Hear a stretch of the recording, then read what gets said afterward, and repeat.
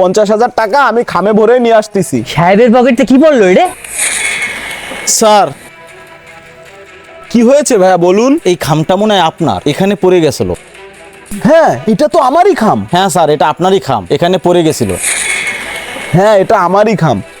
এর ভিতরে কতগুলো টাকা ছিল আপনারা জানেন? আপনাদের অসংখ্য ধন্যবাদ। এটা আপনার জিনিস, আমরা খুলে দেখবো কে? খামটা তো আর আমাগো না, খামটা তো আপনার। আপনারা কি এই সাইডে কাজ করেন? কন্ট্রাক্টর ভাই আমাকে কাজের জন্যই ডাইকে নিয়ে আইছে। আচ্ছা ঠিক আছে, কোনো সমস্যা নেই। কোনো দরকার হলে আমাকে বলবেন।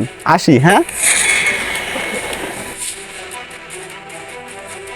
আসসালামু আলাইকুম কন্ট্রাক্টর সাহেব। তোরা আইসিস, যা কাজে লাগিয়ে পর। স্যার 300 টাকা হাজিরা মেলা কম হয়ে যায়, একটু বাড়াই দেওয়া যায় না? বর্তমানে 300 টাকায় কিছু হয় না স্যার। কন্ট্রাক্টর সাহেব, সব জায়গাতেও 500 টাকা হাজিরা, আপনি তো আমাকে 300 টাকা দেন, এতে তো মগজ চলতে মেলা কষ্ট হয়ে যায়। আইসে 500 টাকায় কাজ করবে, 300 টাকায় কাজ করলি কর, না করলি এনতে সর। গেটের বাইরে মেলা লোক দাঁড়ায় রয়েছে, 300 টাকা দিলে হাজার হাজার লোক আছে কাজ করার। না হইলে আর কি করার, চল আমরা কাজে লেগে পড়ি। স্যার আমাকে এখানে ডাকলেন যে? ও আপনি আসছেন, বসুন কথা বলি। আমাদের ওই সাইটটা দ্রুত হ্যান্ডওভার করতে হবে। আপনি এক কাজ করুন, শ্রমিকদের মজুরি বাড়াই হলেও ওদের দিয়ে দ্রুত কাজটা করায় নেন। শ্রমিক বেতন বাড়াই দেবেন? কয় টাকা বাড়াবেন স্যার? কয় টাকা বাড়াই দিলে ভালো হয়?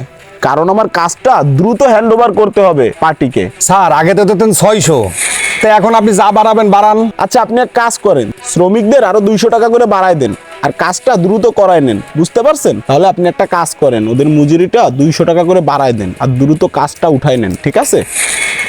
এই ভাইডি, কি অবস্থা তোমাদের? কাজবাজ কেমন চলতেছে? ভালো? কাজ বাজ তো ভালোই চলতিছে, কিন্তু একটু সমস্যা আছে, তা আপনারা কে কি করব? বলেই দেখেন না, সমাধান যদি করতে পারি। এ বেটা কই দি না রাজু কন্ট্রাক্টর পাশে দিস না। আচ্ছা আপনারা কি ফিস করতেছেন? কোনো ভয় নেই, যা বলার আমাকে বলুন। স্যার, উনি তো আমাকে 300 টাকা হাজিরা দেয়, এই জায়গায় আস্তে আস্তে শুনলাম তো উনি মেলা টাকা হাজিরা নেয়, আমাকে তো সংসার চলে না স্যার। কন্ট্রাক্টর সাহেব, এ আমি কি শুনতেছি? আপনি নাকি এদের হাজিরা দেন না ঠিক মতন? দিত স্যার। তোমাকে টাকা দিন আমি। থাক, ধমক দিয়ে আর সত্যকে ঢাকা যায় না। আর আপনি যে ওদের কি টাকা দেন আর কত টাকা দেন সেটা আমার বোঝা হয়ে গেছে। আপনাকে যেন আর আমার সাইটে কখনো না দেখি।